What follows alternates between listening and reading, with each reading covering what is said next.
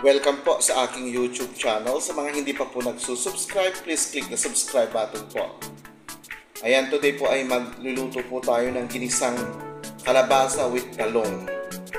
Ayan po ang ating mga sangkap. Siyempre po, agad po ang ating kalabasa, ang ating talong.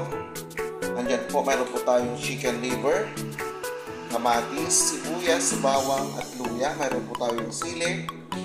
Andyan po ang ating magic sarap, ang ating black pepper, ang ating garlic powder, ang ating patis, at ang ating mantika. Yan po ang ating mga sangkap sa ating lulutuin isang kalabasa with talong. Kaya na po, nagigisa na po ako ng ating bawang, ang ating sibuyas, at ang ating luya. Ayan po. Then isusunod ko na po ang ating kamatis followed by chicken liver po.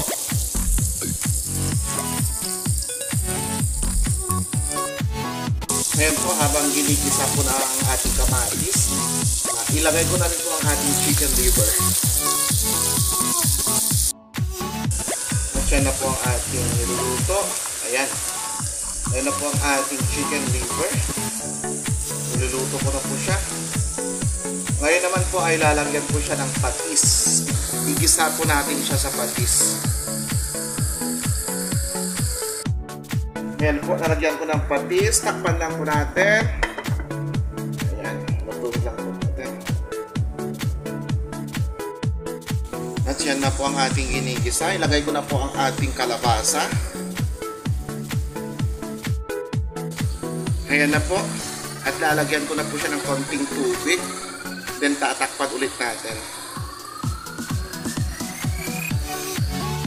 Ayan na po ang ating ginisang kalabasa. Ilalagay ko na rin po ang ating talong. Ayan na po ang ating ginisang kalabasa with talong. Ayan po. Lutuin lang natin yung talong.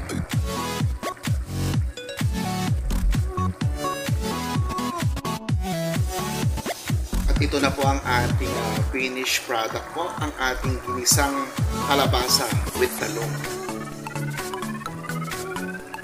Ayan. Kainan na!